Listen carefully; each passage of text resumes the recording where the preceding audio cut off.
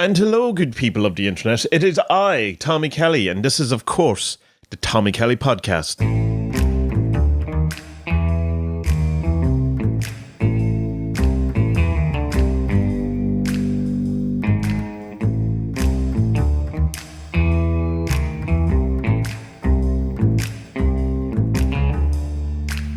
So yeah, and welcome to another episode of the Tommy Kelly Podcast. And as you can hear from the intro, things are changing a wee bit here. I have talked about over the last while that I wanted to change the intro music and stuff like that, kind of jazz it up a bit. And I know when other podcasts I listen to change music, it really annoys me, but I'm just totally disregarding that fact from my decision-making process on a change thing, because I have to keep it interesting for me.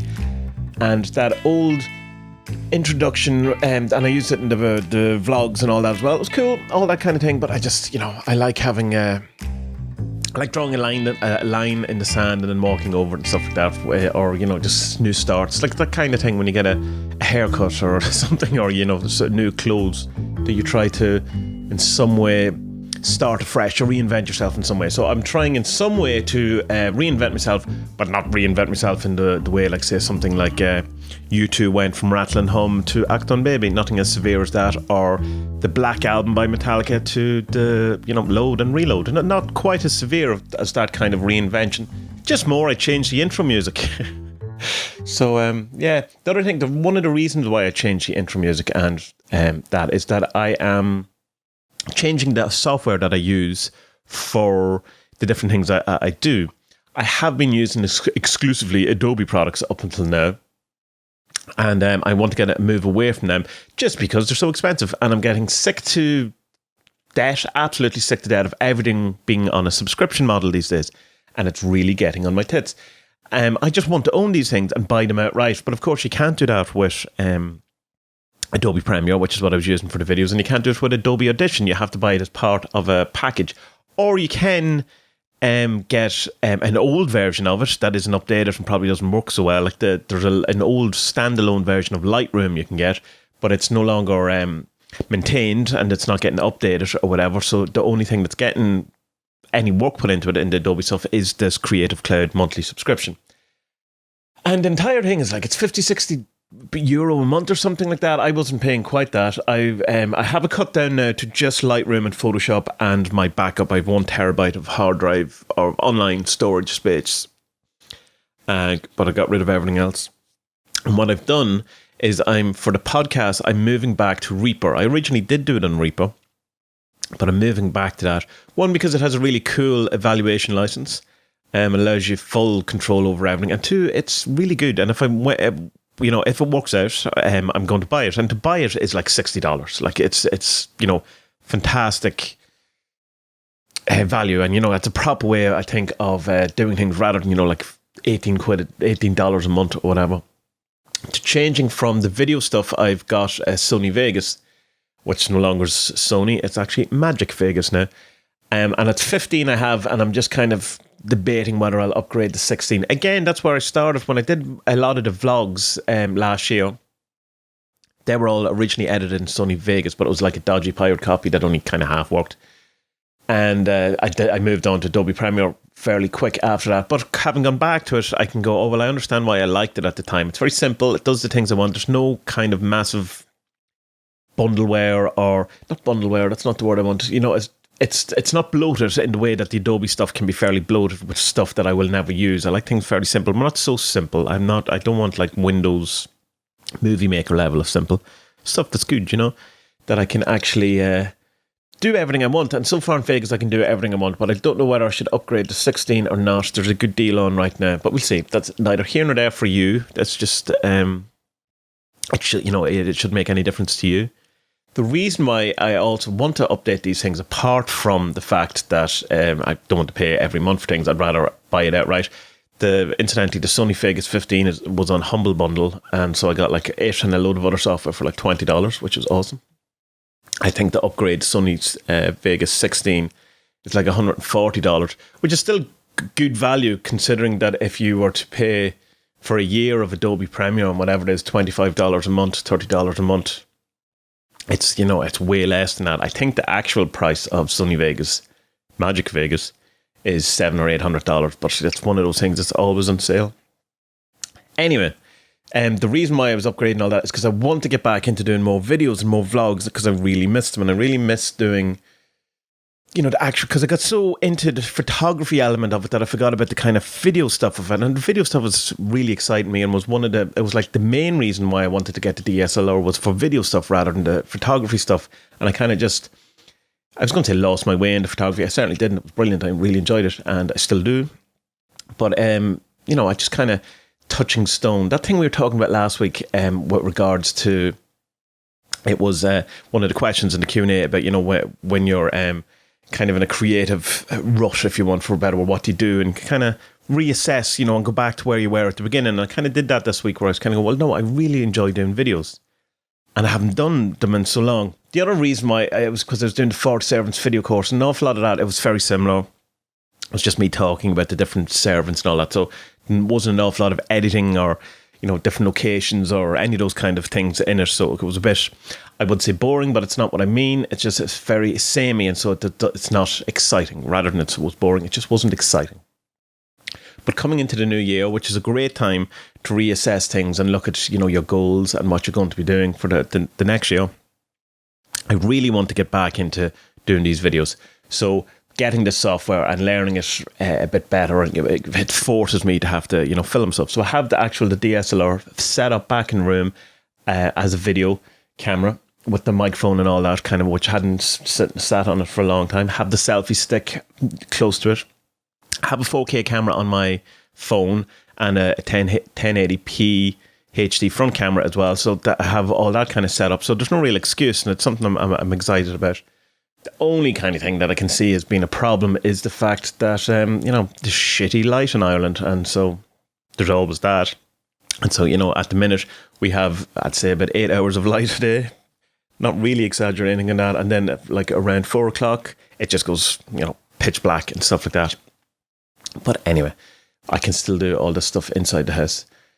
So yeah, coming up next year, what I want to do now that the 40 servants video course is done and dusted, I want to do obviously a few more videos on that. On the 40 servants, like, it's not as if I'm completely, you know, disregarding the 40 servants as a done project. It's definitely not. It's an ongoing project. It always will be. It'll be something that'll be there in the background, because as I've said a million times, I created the 40 servants for me to use as a magical tool.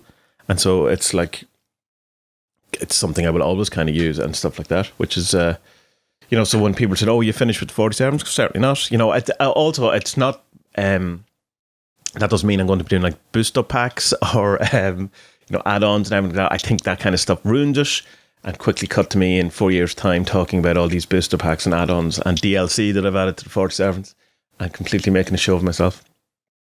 But what I want to do in place of what, you know, the time that I would spend on doing the 47th video course is do another kind of video course, but have it less stringent on the kind of, you know, the layout and as a course or whatever. Just have it more as like a playlist. And so it's not like when I did the 47th video course, I had it started what I was going to do, you know, had a kind of a list of things I wanted to get through, whatever. But that's why I want to be a bit more on the fly, let it evolve in itself. But it's going to be just about Chaos Magick proper and all the different things, going from basics to more advanced ideas and all of that kind of things. But, you know, like, explain it to people as if, you know, for people who don't know what it is, and come from that kind of attitude, you know, because there's an awful lot of people I have found that are in Chaos Magick circles or in groups or in forums or who I talk to, who have really no grasp on what actually Chaos Magick is, other than it's this kind of a general kind of idea. And it's interesting when you say something that's very Chaos Magick, like, you know, like belief is a tool or something like that, how it's not recognised what it is. And more that it's not recognised, it can be actually attacked as being, that's not Chaos Magick, you know, kind of thing. And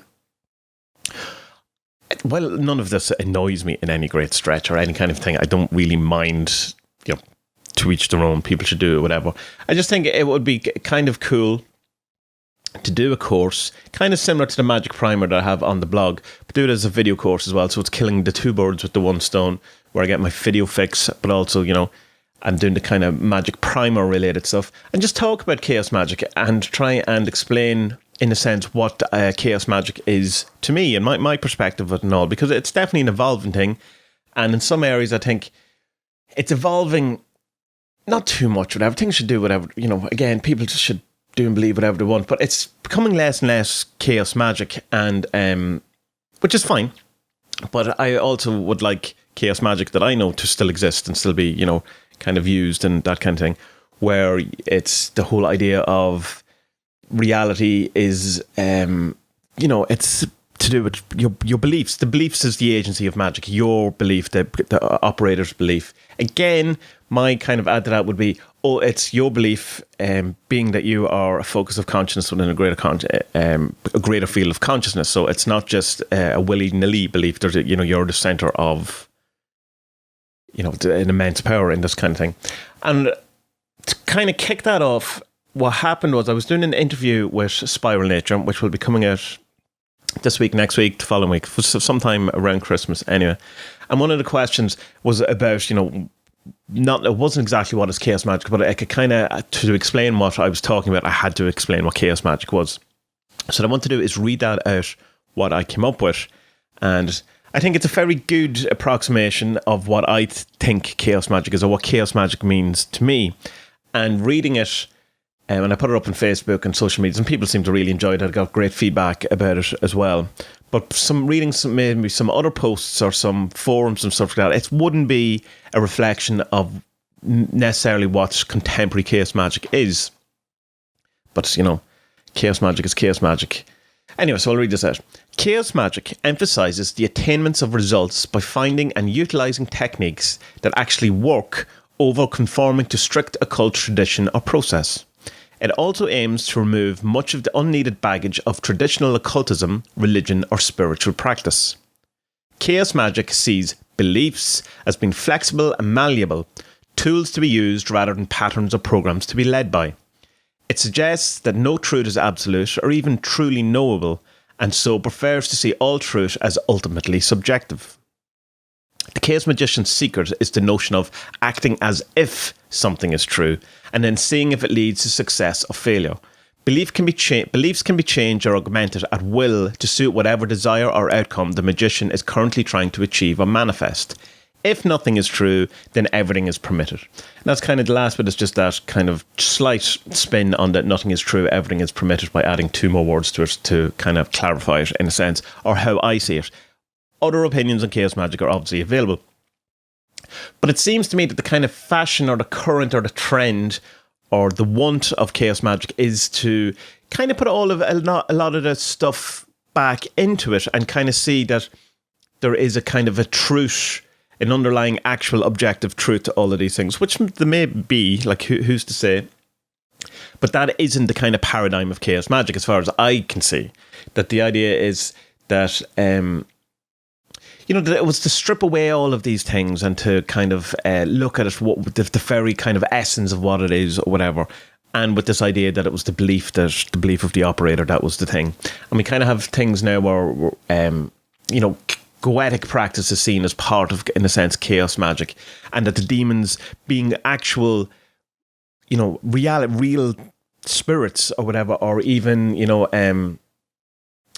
the gods or whatever, rather than kind of ideas as I like to approach them, or as archetypes or these, but as actual beings alive in the same way, in a similar way to me and you are alive, and that they have agency, that have actual, I don't know, sovereignty, whatever these words, they have they're actually alive kind of things, rather than thoughts, archetypes, energies that can be utilised or thought about or moved in these kind of ways. And my approach and what I was so attracted to by Chaos Magick was that for magic to work, it doesn't rely on these beings to be real. It's the acting as if you act as if they are real, do you still get the effects? Also, if you act as if they're not real, do you still get the effects? And kind of there was a trend then that would get in Chaos Magick where, well, if you can take a god and say you have Apollo, why not just take Superman, who's a kind of facsimile of Apollo in many ways, the sun god, that kind of thing, and and see if that works. And for a lot of people, it did work. Or, why not use, instead of the classical Greek gods or Roman gods, why not use, H.P. Lovecraft's the Cthulhu kind of mythos stuff and whatever. And that certainly works for a lot of people, and that's huge in Chaos Magic in certain circles. Or people would use, Spock or I don't know, Sherlock Holmes, whoever, like fictional heroes and this kind of thing. And that kind of went out of fashion fairly, a lot, because it kind of seemed that there was a need in people to want to have a kind of reality thing, like that there was an actual objective out there, spirit, and that it was kind of to seeing that these fictional characters in a sense worked in the same way as other things kind of disenchanted the whole thing in some way. And so they just kind of moved to re-enchant the world, but by making things actual real, or to believing in things to be true rather than your truth or your kind of side of things. And Gordon White, it's probably the most kind of famous and active chaos magician that we have. And it'd be very easy to go, he's not a real chaos magician. And I don't think that. That's not what I'm saying. But he has a very, in his courses and his talks and his different things, seems to very much believe that these are actual beings, and that they're actual things rather than just his thoughts or just, aspects of consciousness or archetypes or whatever. But not fully either. It depends on, what kind of way he's talking and stuff like that. But I do think he, from what I can gather, would believe that the demons of the Goetia are actual things rather than, as Aleister Crowley in his early days said, they're just, parts of your brain, parts of your mind. But I've never spoken to Gordon. I've emailed and Twittered Gordon, but I've never actually spoken to him, so I don't want to speak for him and that kind of thing. But it's kind of part of that trend and that kind of, and him getting really into the saints and stuff like that, just kind of pushing an awful lot more Catholicism and the rise of Saint Cyprian, which although he, championed Saint Cyprian, he's far from, the champion of Saint Cyprian. Saint Cyprian has a number of followers in different magic circles. But the rise of that, like this kind of very Christian renouncer of the devil, turn to Jesus saint who's, then glorified, and by myself too, not possibly glorified, but definitely a fiction. It's a fictional character, absolutely, in that his story is an amalgamation of a number of other stories. His name is taken from a different saint and is, kind of been conflated with. He's Saint Cyprian of Antioch, and it's Saint Cyprian of who's the other guy? Carthage. And, they're kind of got mixed up and stuff like that. But he's definitely a fiction. There's no kind of, in the sense of that St. Francis was an actual person, I think, or Padre Pio, it was an actual person who's now a saint. Saint Pio, the Saint Cyprian was just a story, that it got put together, but it became a very powerful story. And for me, that works much better because I can see it as an idea. I can see how it works, how ideas are powerful, and all of that kind of thing. But then there's this kind of move to make him real.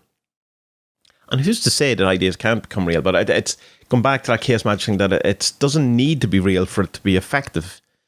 And it's only speculation and all of these things. Anyway, it's more, I feel, for me, this is the best way. For me, the idea of Saint Cyprian is a more powerful, more useful idea than an actual Saint Cyprian, because I can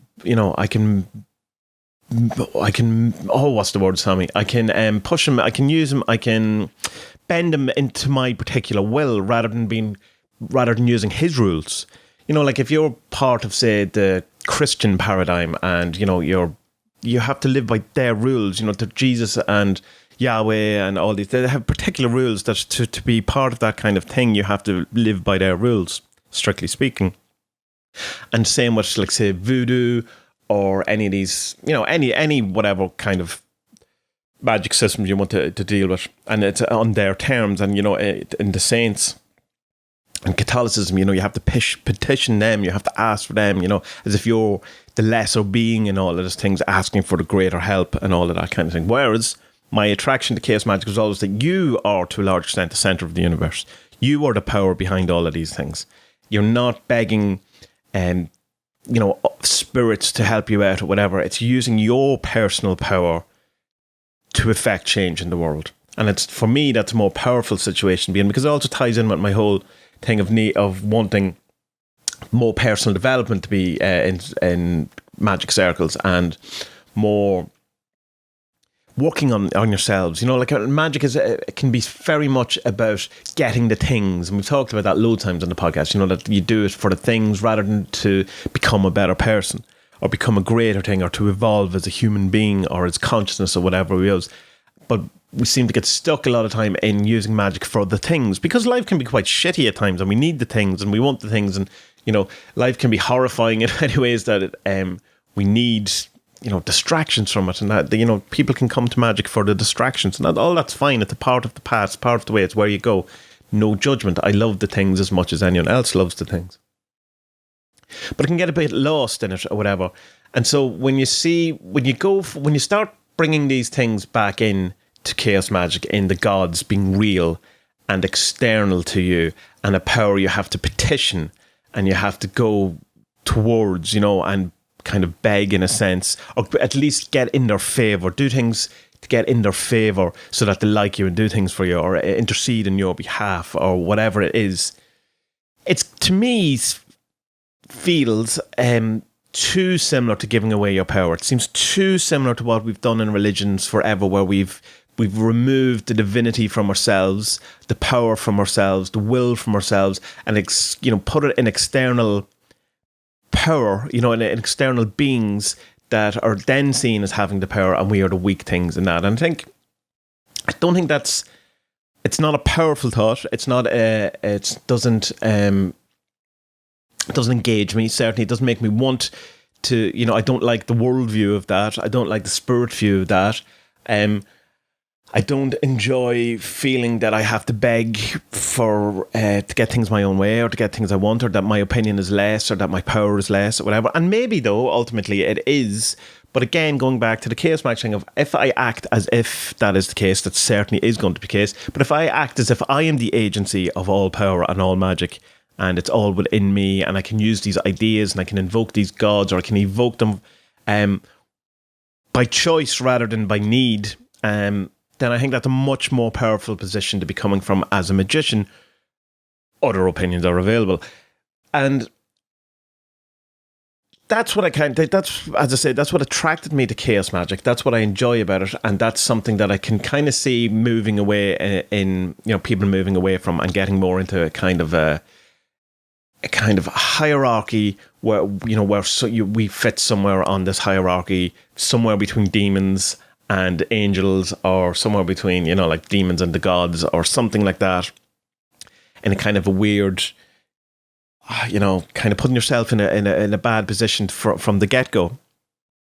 And of course, this comes from my kind of notion, or this thing that I act as if it's true, not true, sure if it is true, because how can I know if it's true, that all of this that we see around us, all of this kind of everything that exists is not real. Well, it's real, obviously, that if you thump me, I feel it, but not real in the sense of, it's not real in the way reductionist materialism would have it real, that this is the only thing and we exist within this universe as solid matter, and that's the reality of it. Like, that actually what's out there is out there, regardless if we were here or not. Where I kind of have a more idealism outlook, where I believe this is all consciousness, it's all, like, in a sense, not actually what I mean, but within a sense, we are within a matrix, or not a simulation, but that kind of, we're in this field of consciousness. It's a dream, as many, like the Hindus would say. It's all Maya, it's all illusion, it's kind of things. We exist within the greater field of consciousness, being a small focus of consciousness within that, for whatever reason. You can say it's because we're here to learn, to evolve. Perhaps it's some sort of procreation of God, or whatever we want. Again, talked about that in different podcasts as well. But that I feel that it's the key, the agency here is us. It's the consciousness. It's our kind of us doing it. It's that whole kind of thing. If there's only one person in the room and all that, but all has been split into different kind of consciousness or whatever. So I feel that's kind of where I'm coming from on that. Now, this all said, and this all kind of saying that putting yourself at the centre of the universe in many ways, that Chaos Magick Well, it's certainly Chaos Magick. It can be used to do, do Chaos Magick whatever way you want to do it and all that.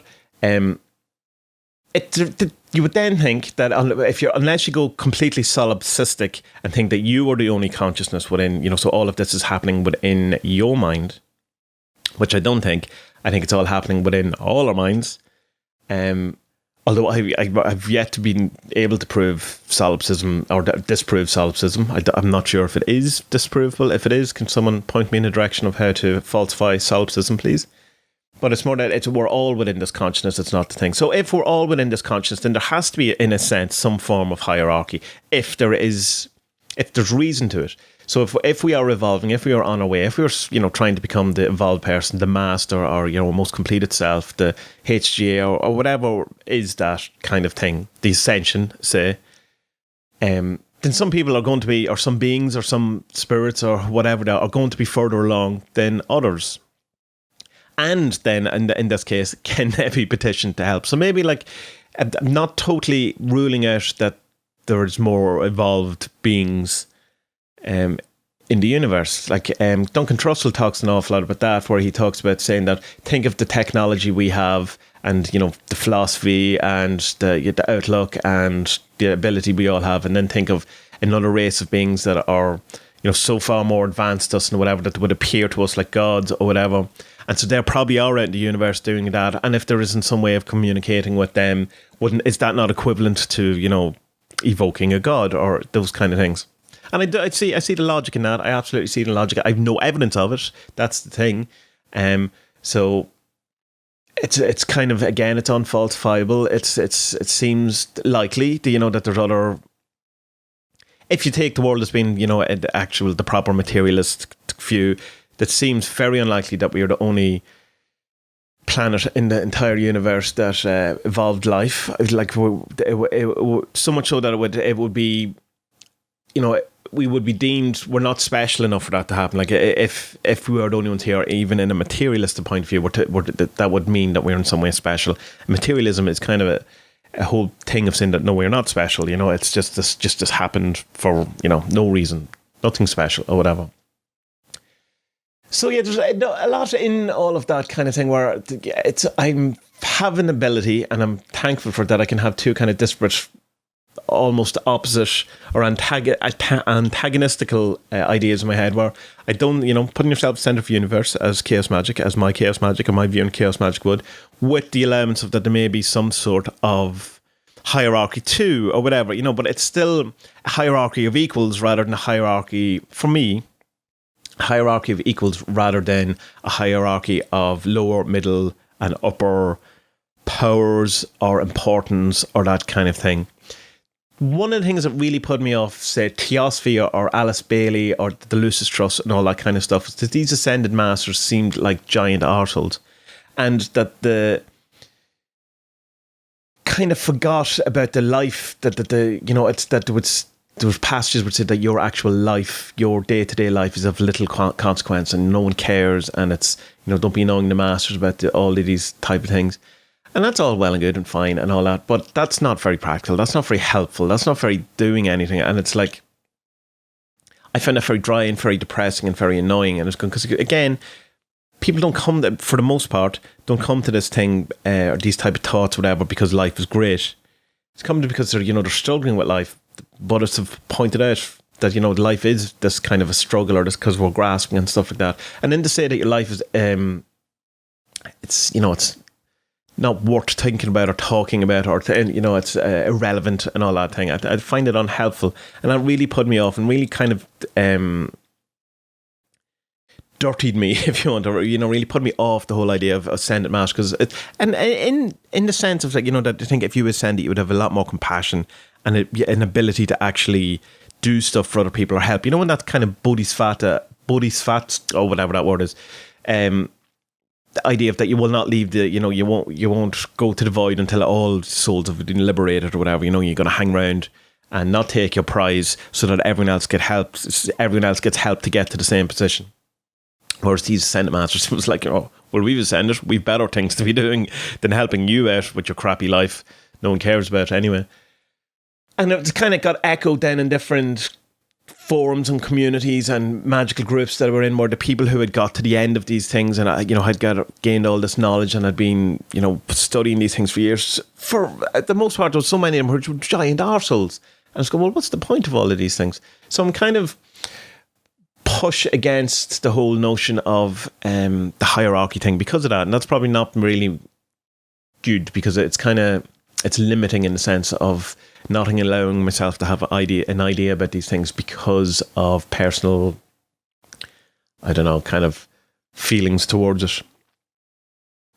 So yeah, that's the kind of thing that it's just to say that I want to do a video course on, or just not video course necessarily, but some videos just explaining Chaos Magick and going through the different things, starting from the beginning, starting from very simple ideas from my perspective of what Chaos Magick is, in that it's the belief, the consciousness, the individual is the agency of magic, and that's why it works. And it's subjectivity rather than objectivity. So yeah.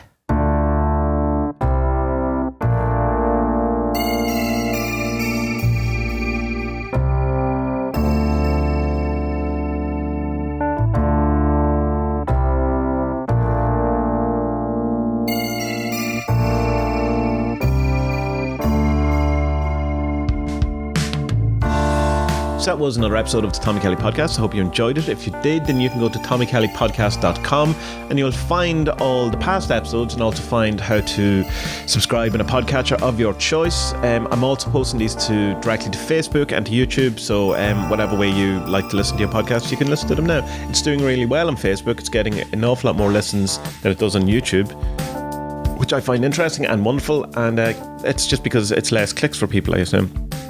When you see it in Facebook, you press play and there it's playing, rather than if it's on YouTube, you kind of have to go out of the app and all of those things. So if you want to know more about me in general, you can go to adventuresinwoowoo.com, and all of the stuff, links and everything is there for 47s, 4 Devils, for the YouTube channel, for the Patreon, for the blog, the Magic Primer, all of those things. So next week, the podcast will come out before Christmas for patrons, but it won't come out in time for the general public or the general world release or whatever, because of delay between when patrons get it and when the rest of the world gets it. So I will say happy Christmas to people who celebrate Christmas, happy holidays to people who have holidays, happy winter to those who don't do either of those things, happy Yule to people who are into Yule, happy summer if you're in the the other hemisphere of the world and you're having a summer, and people going, why do people say happy winter to me? It's the summer. Have a great time over whatever it is that you do over this period of time. I particularly like the dead days, which are the days after Christmas before everyone goes back to work or whatever. I find them the most relaxing of the year, because it's the most guilt-free in some way time of the year, where you're allowed just to, not do anything and not feel bad about it, because that's what they're for. So, good people of the internet, may you have a wonderful time, have wonderful holidays, and may you not have too many arguments with your family over the Christmas or over the holiday period. And may you have a great time, and may all be well. I will talk to you next week. Be well.